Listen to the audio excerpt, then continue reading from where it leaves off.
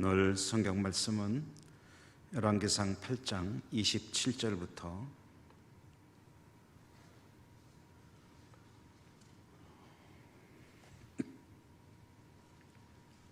30절까지만 읽겠습니다.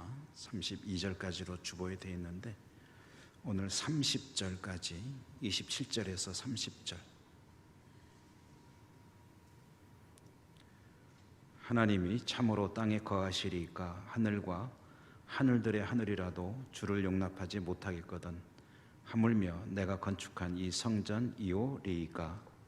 그러나 내 하나님 여호와여, 주의 종의 기도와 간구를 돌아보시며 이 종이 오늘 주 앞에서 부르짖음과 비는 기도를 들으시옵소서. 주께서 전에 말씀하시기를 내 이름이 거기 있으리라 하신 곳 이 성전을 향하여 주의 눈이 주야로 보시오며 주의 종이 이곳을 향하여 비는 기도를 들으시옵소서. 주의 종과 주의 백성 이스라엘이 이곳을 향하여 기도할 때에 주는 그 간구함을 들으시되 주께서 계신 곳 하늘에서 들으시고 들으시사 사하여 주옵소서. 아멘. 오늘도 말씀의 은혜가 함께 하시기를 기원합니다.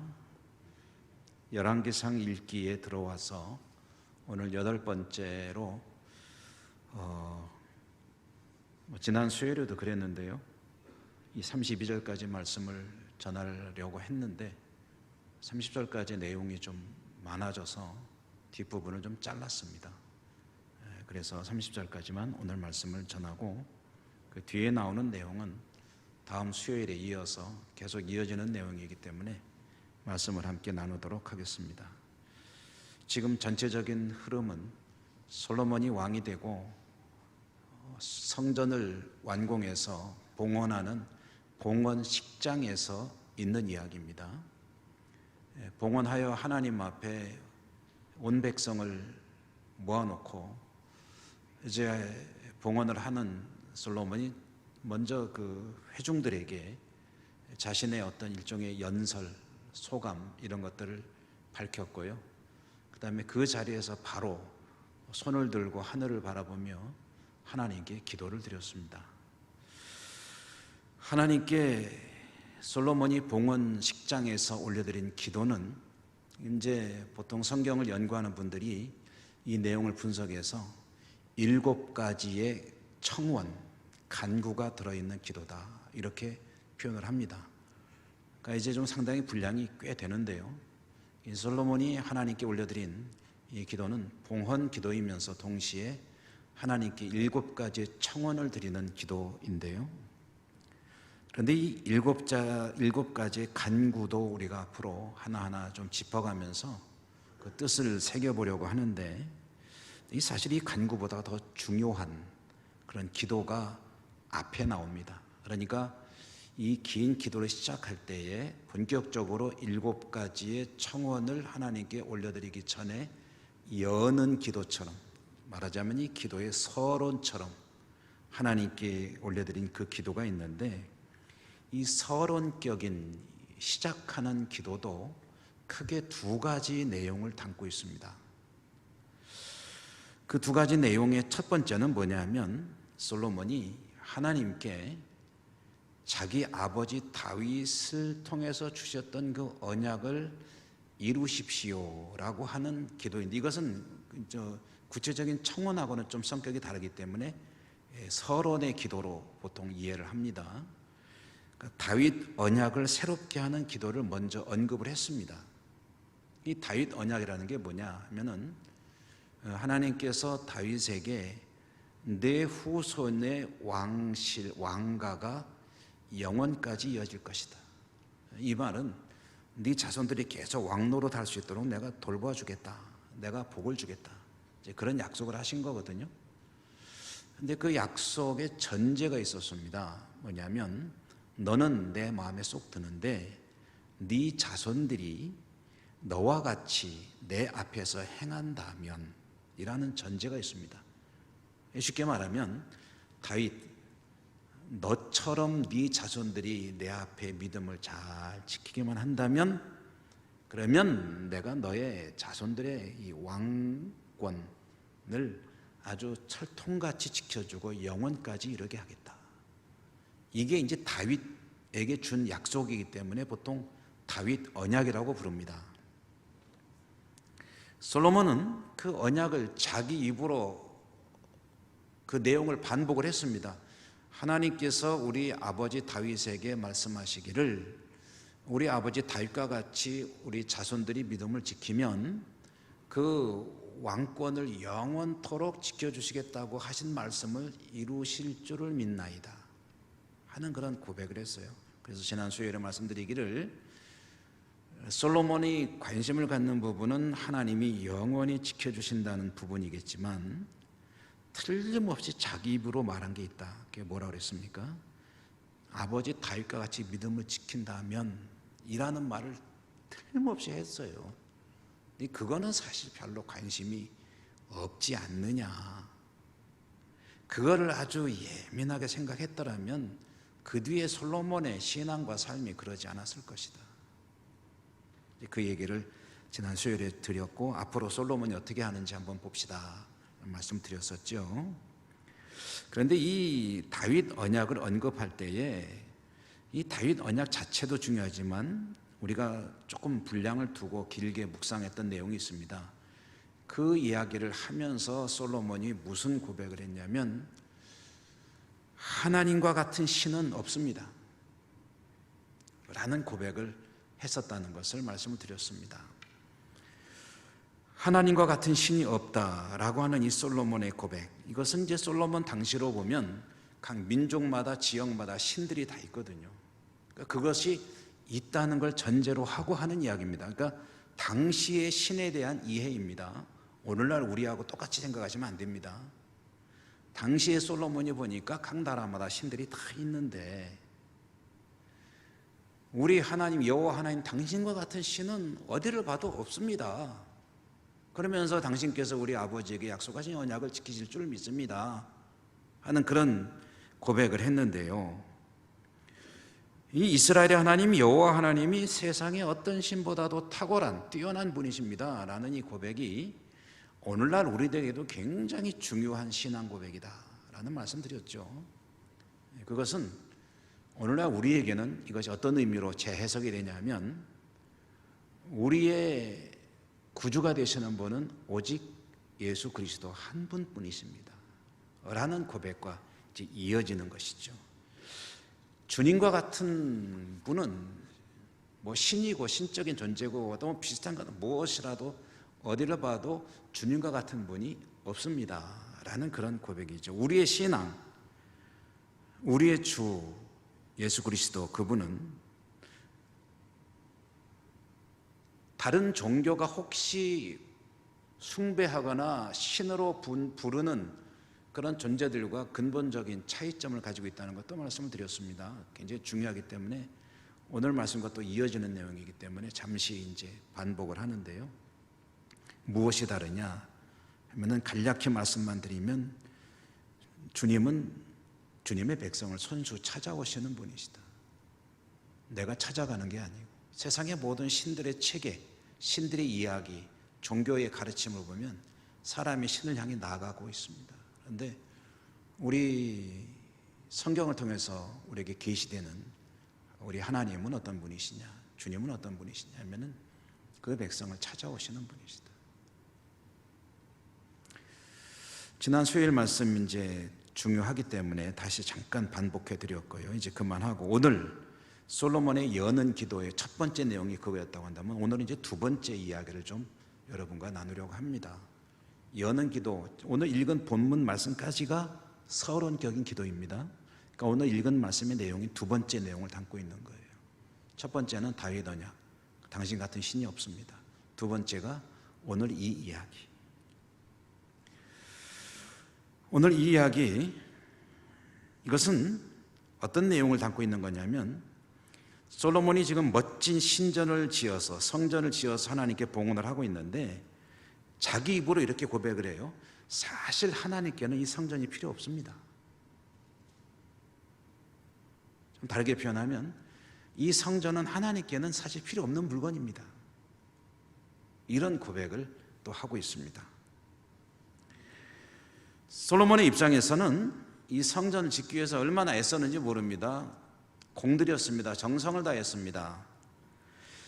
온갖 귀한 것들을 다 투입했습니다. 귀한 목재, 최고의 목재와 온갖 희귀한 금은 보석을 다 여기에 투입해가지고 정말 멋진 하나님의 전을 건축을 했습니다.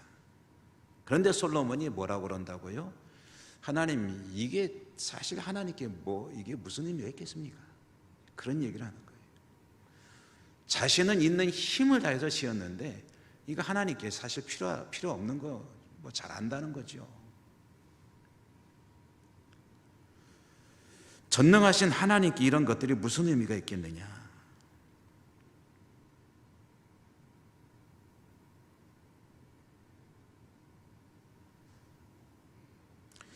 여러분이 오늘 이 솔로몬의 고백,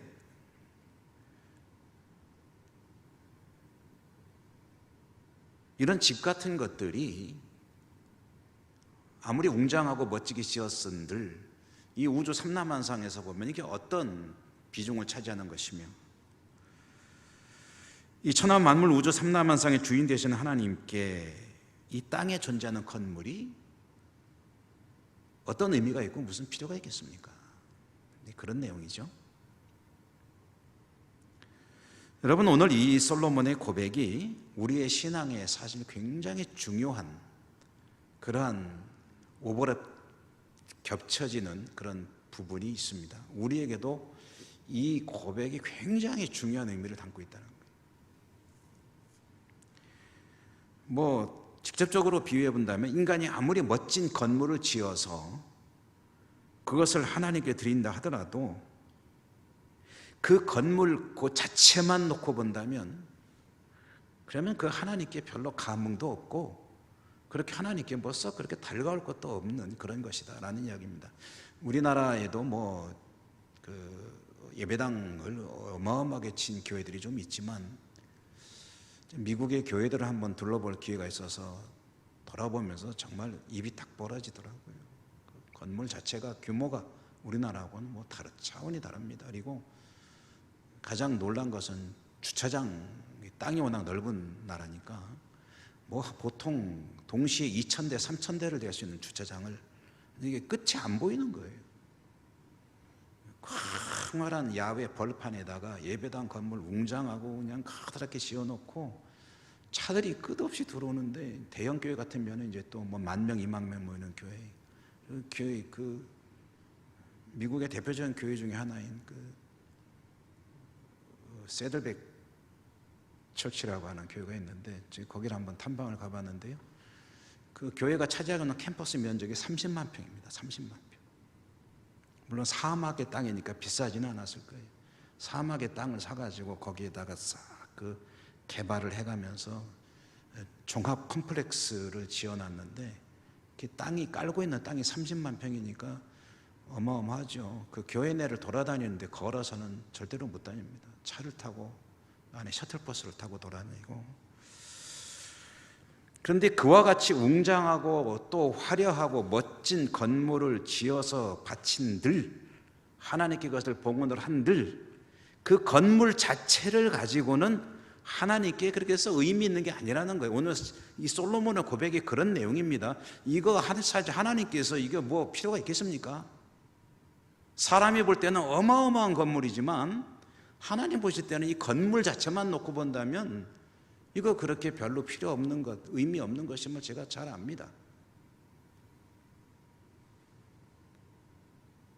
사람에게는 중요하죠. 필요하고 절실한 것이죠. 요즘에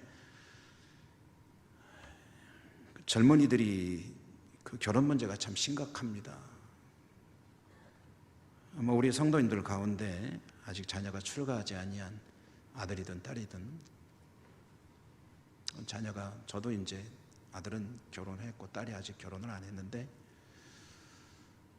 결혼을 해도 문제고 안 해도 문제인 게 젊은이들이 결혼을 기피하는 그 이유 중에 하나가 주택 문제가 심각하다는 거예요. 주택 문제. 여러분 뉴스 보셔서 잘 아시겠지만 서울이나 또는 수도권에 살아야 하는 젊은이들에게는 집 한 칸 마련하는 게 이게 보통 문제가 아니다. 눈 뜨고 나면 폭등하는 부동산 가격 때문에 도대체 결혼은 물론 미래를 포기하는 젊은이들이 집값 오르듯이 폭증하고 있습니다. 얼마 전에 제 뉴스를 보다가 그것도 이제 컴퓨터를 통해서 이제 보는 보통 뉴스를 모아놓은 것들을 쭉 보다가 보니까 그런 기사라고 하기도 그렇고 좀 글이라고 하기도 그렇고 어떤 이제 중년을 지난 남성 한 분이 아마 50대에서 60대 진입하는 그때쯤 된 분이 아닌가 싶어요. 이제 뭐라고 글을 썼냐면은 기고를 했는데 뭐라냐면 자기가 지금까지 인생을 살아오면서 제일 잘한 일이 뭐냐 하고 돌아보면은 몇 년 전에 있는 돈 없는 돈 다 끌어가지고 대출도 최대한 받아도 서울에 아파트 사는 거, 그게 제일 잘한 일이라는 거예요. 자기 인생에서. 물론 그분은 뭐 신앙 이런 거는 관계없이 그게 이제 뭐 자랑이겠습니까? 지금 시대를 비꼬는 꼬집어 이야기하는 거죠.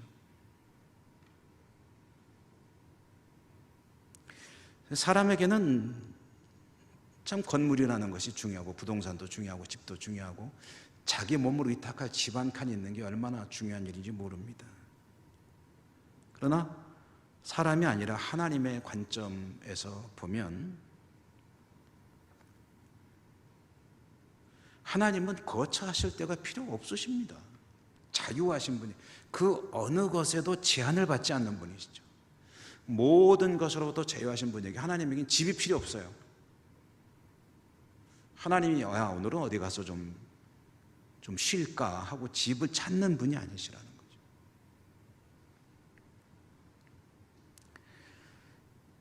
야 봐라, 우리 저 땅에 있는 아무개 솔로몬이라고 하는 그 왕이 나한테 이렇게 멋진 집을 지어서 봉을 했다, 부럽지 하고도 자랑할 누가 있는 것도 아니에요. 도무지 하나님께는 그런 면에서 이 물질로서의 건물이라는 이 자체는 필요가 없는 것이다. 그리고 그보다 더 근본적으로 이게 의미가 없는 것은 여러분 그 솔로몬의 성전을 아무리 멋지고 화려하게 지었다 한들 그거 다 누가 만든 겁니까? 솔로몬이 다 만들어서 창조해서 지은 겁니까? 하나님이 다 주신 거예요. 하나님이 다 이미 만들어 놓으신 거, 하나님이 쓸 수 있게끔 몰아주었더니 또 하나님이 보내주시는 기술자가 있어가지고 그들을 통해서 지은 것이니까 사실 그거 다 하나님이 하나부터 열까지 다 하시는 일입니다.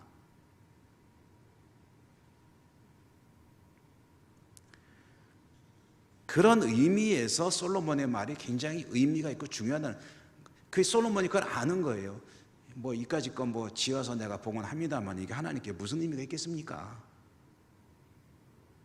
라고 말하는 그 말 속에 솔로몬이 지혜로운 사람이기 때문에 그걸 아는 거예요. 이게 어떤 것인지, 이 성전이 어떤 것인지.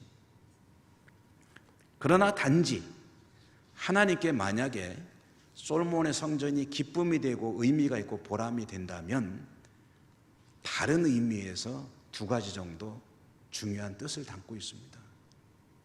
하나는 뭐냐면 성전은 왜 필요하냐? 하나님을 위해서는 필요 없습니다. 그러나 누구를 위해서 필요합니까? 사람으로 위해서 필요합니다. 사람으로 위해서. 하나님을 사모하고 하나님을 만나고 싶어하는 사람들이 뭔가 눈에 보이는 게 있어가지고 거기 가서 하나님께 제사를 드리고 제사장으로부터 성경 율법도 배우고 거기 가서 기도도 하고 하는 뭔가가 좀 있어야 되겠다 하는 그 필요성 때문에 하나님께서 그것을 짓도록 허락하시는 것인데, 그런 의미에서 본다면 백성들이 하나님을 만나러 올 수 있는 동기를 부여하는 곳이니까 하나님께는 그게 기쁨이 될 수가 있다는 거예요. 그 백성들이 하나님 향해 나올 수 있는 그런 동기가 되기 때문에 그것이 첫 번째 하나님께 의미가 있고 보람이 있고 기쁨이 되는 것이고요. 또 한 가지는 하나님에게는 그까짓 아무것도 아니지만 인간들에게는 그것을 만들기 위해서 정말 굉장한 헌신이 필요합니다.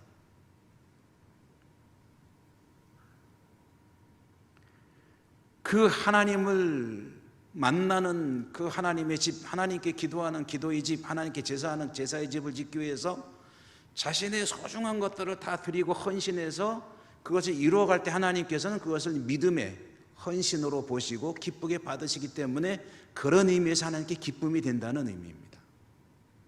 그런 의미에서는 굉장한 기쁨이 되죠, 하나님께. 우리 예배당을 놓고 한번 볼까요? 여러분, 예배당이 성전은 아닙니다. 누차례 말씀드리지만 예루살렘에 지은 성전하고는 완전히 목적이나 이런 개념이 다릅니다. 그렇지만 한 가지 의미가 있다고 한다면 이것이 하나님을 향해 나오는 동기가 부여가 되고 여기 와서 하나님을 예배하고 그런 하나님을 향해 나오는 목적을 해서 지어진 건물이기 때문에 이 예배당에 의미가 있다고 한다면 이 예배당이 존재하기 위해서, 우리 예천교회 예배당이 존재하기 위해서 우리 성도들이 얼마나 뜨겁게 헌신을 했습니까?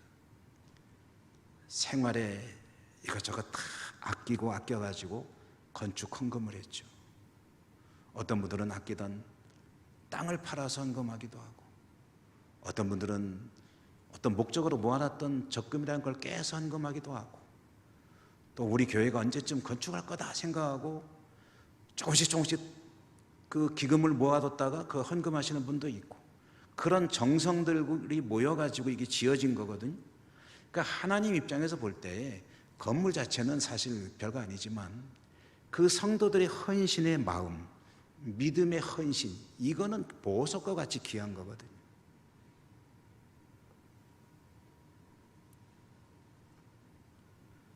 과거에는 그런 분들도 있었잖아요. 예배당 짓는다 그러면 자기가 살던 집 팔아가지고 건축원금 들이고 자기는 새빵살이하고 그러면서 예배당을 짓는 분들이 있었고, 또 직접 자신들이 돌도 나르고 리아카에다가 벽돌도 찍어서 해서 손수 지어서 하나님께 올려드리는 그런 사람들도 있었고, 교인들도. 참 이 예배당에 얽힌 사연들이 얼마나 많은지 모르죠. 그 모든 땀과 눈물의 헌신, 이것은 이 건물 속에 들어있는 이 성도들의 믿음과 헌신이기 때문에 하나님에게는 진주와 같은 것이다.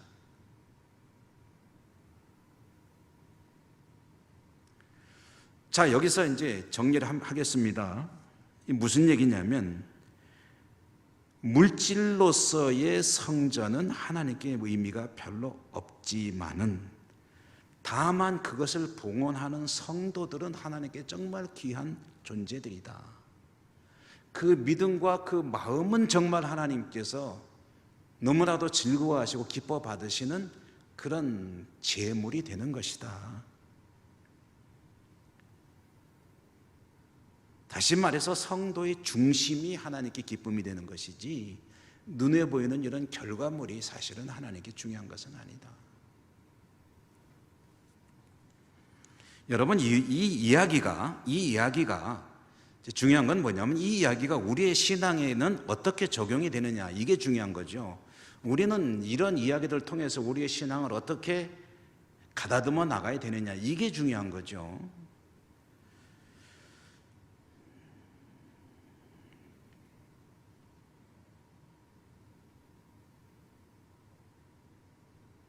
이것은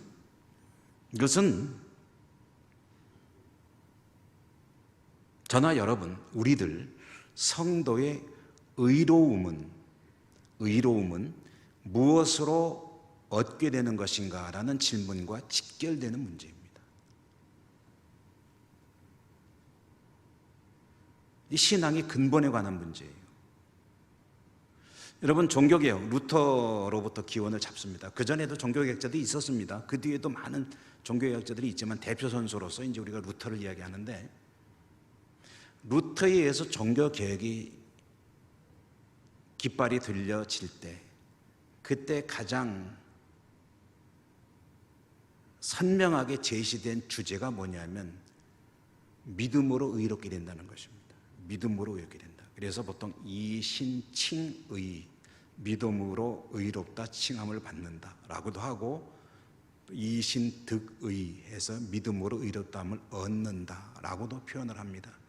어쨌든 믿음으로 의롭다 칭함을 받는다, 믿음으로 의롭다 하심을 얻는다. 이 이신칭의 또는 이신득의라고 하는 이 주제, 이 테마,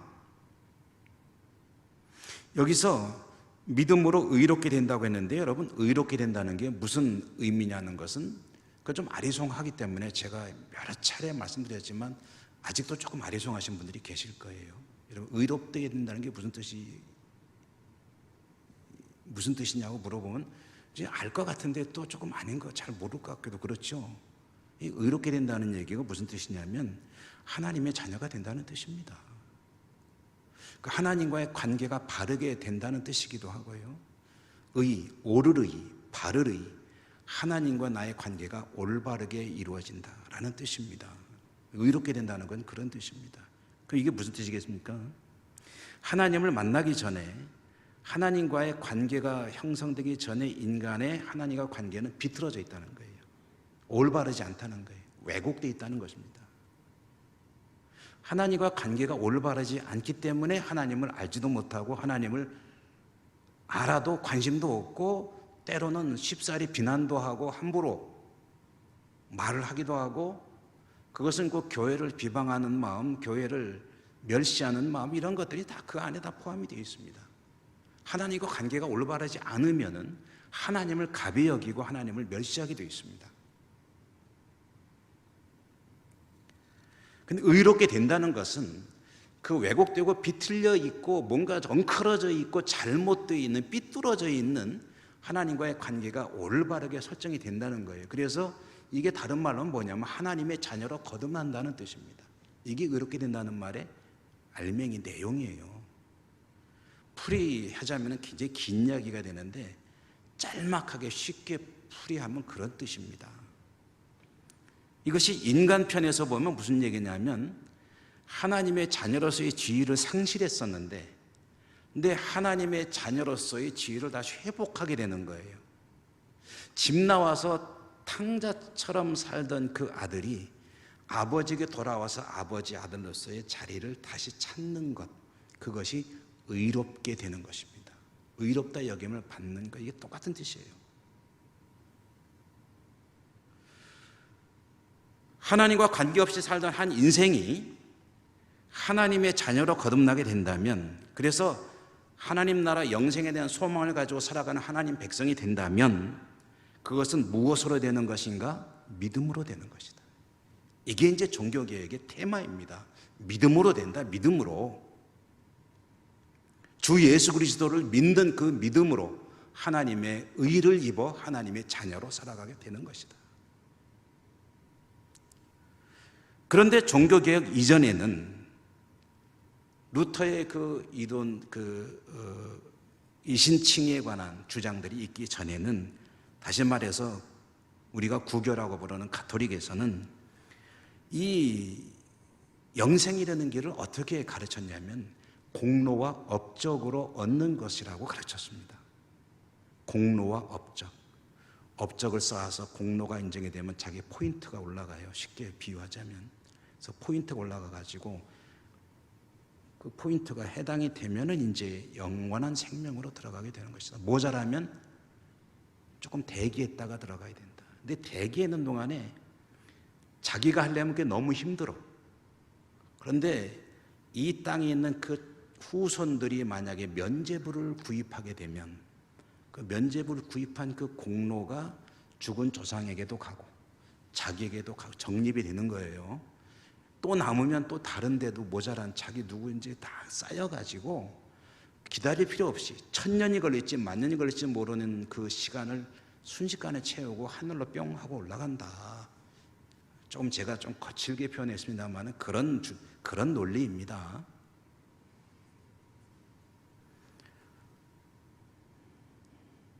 교회 건축을 위해서 돈 많이 내고 면죄부를 구입하면 자신의 죄는 물론 조상의 죄까지 해결된다고 하면서 면죄부 팔아서 열심히 재물을 긁어 모았습니다.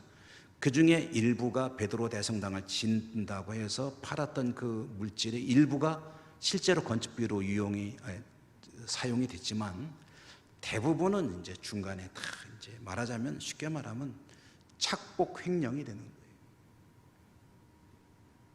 성직자들의 개인의 부를 축적하는 용도로 이제 쓰이게 되는 겁니다. 뭐 종교개혁 이야기를 하려고 한 건 아닌데요.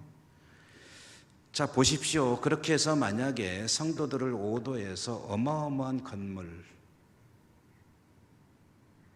완공했을 때 하나님이 그걸 즐거워하시느냐는 거죠. 하나님의 뜻과 하나님의 가르침과는 아무 상관없이 어마어마한 건물을 지어서 거기서 어마어마한 성가대가 악기들이 동원이 돼가지고 웅장한 그런 찬양이라고 하는 노래가 울려 퍼지고 그런 가운데에 뭔가 그냥 정말 사람의 마음을 압도하는 그런 스케일이 있는 그런 예배가 드려지고 있다 한들 하나님이 그걸 받으시냐는 거죠. 거기에서 솔로몬이 외치는 외침을 그대로 적용해 본다면 하나님, 이렇게 수만 명이 모여가지고 저 번쩍거리는 저기에서 이렇게 해서 예배한들 그게 하나님께 무슨 의미가 있겠습니까? 저 압니다. 그 고백을 하고 있다는 이야기입니다.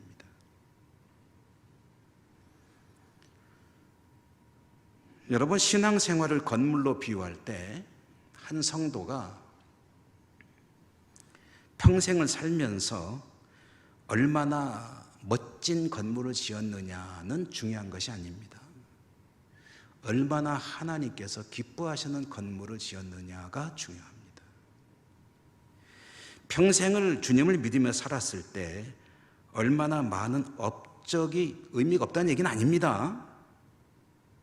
업적만 놓고 이야기하는 게 아니라 그것을 통해서 얼마나 하나님이 기뻐하시느냐, 그것이 중요하다는 이야기. 업적은 극단적으로 말해서 업적은 엄청나게 쌓은 것 같은데 하나님께서 썩 즐거워하지 않을 것들만 잔뜩 있다고 그런다면 성경에 나오는 대로 그냥 순식간에 불타 없어질 것과 다를 바 없는 그런 허무한 것이 되어버리고 만다는 거죠. 얼마나 그의 내면에서 주님을 향한 올바른 믿음, 신실한 믿음, 겸손한 믿음을 가지고 하나님 말씀 중심의 신앙을 가지고 성령에 붙들린 사람으로 살았느냐 하는 것이 중요한 것이지, 그가 얼마나 겉으로 보이는 기어다고 높은 사람이었느냐 하는 것은 하나님이 기뻐할 수도 있지만 아닐 수도 있다는 거예요. 그것 가지고 객관적인 평가가 이루어지는 것이 아니다.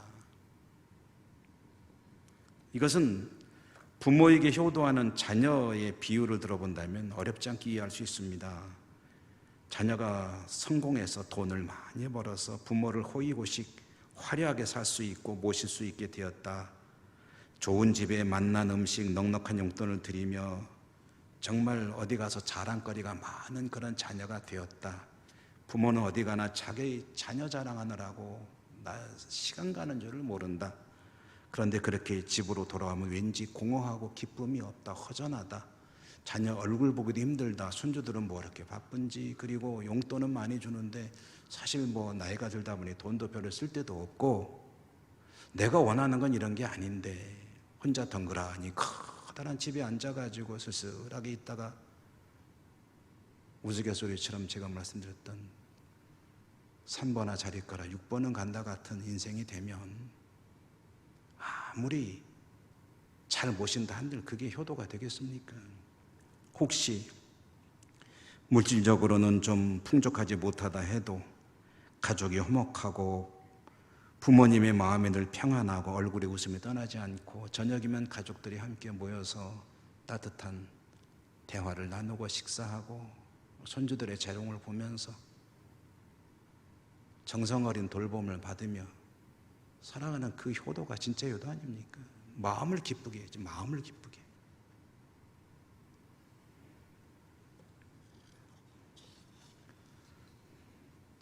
성전을 짓고 성전을 봉헌하면서 솔로몬이 고백하는 내용이 27절의 말씀입니다.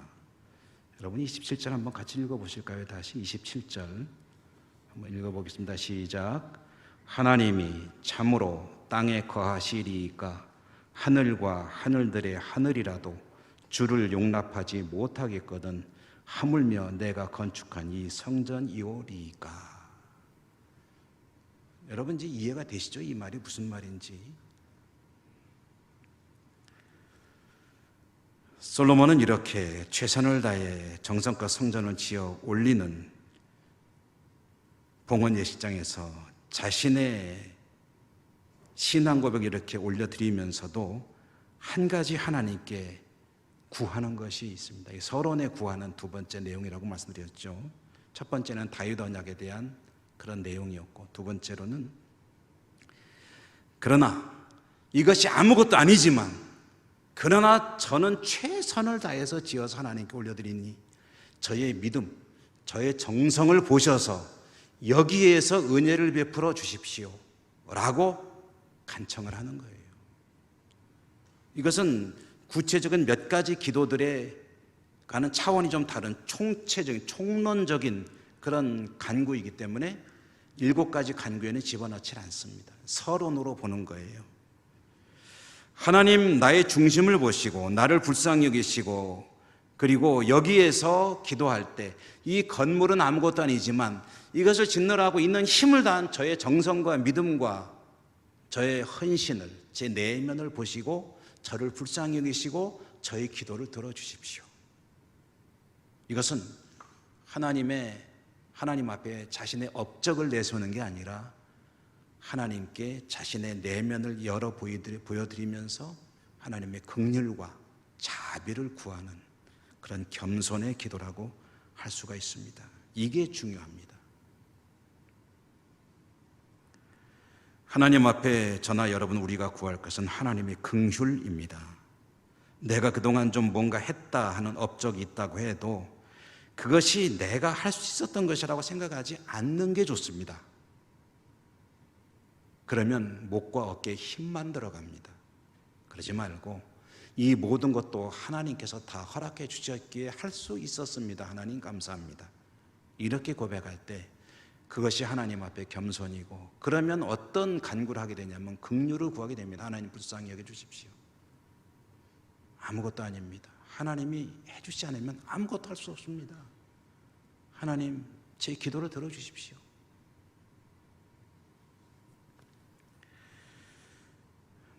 나는 아무것도 아니고 오직 하나님만이 전능하신, 그리고 사랑이 많으시고 은혜를 베푸신 하나님인 것을 인정하고 고백하며 감사와 영광을 올려드리는 그게 바로 겸손이고요. 오늘 솔로몬의 고백을 통해서 우리는 그 겸손을 배워야 합니다. 여러분에게 이 은혜가 풍성하시기를 주님 이름으로 축원합니다. 은혜로우신 하나님 감사합니다. 그렇습니다. 우리가 무엇을 한다 한들 그것이 하나님께 무슨 의미가 있겠습니까? 다만 하나님은 우리의 중심을 보시고 내면을 보시고 긍휼과 자비를 베풀어 주신 줄 믿습니다. 그 하나님의 은혜를 기억하며 하나님 앞에 더욱 겸손하여 하나님께 감사와 영광만을 올려드리는 저희 모두의 신앙이 되게 하여 주옵소서. 예수님 이름으로 감사하고 기도드립니다. 아멘.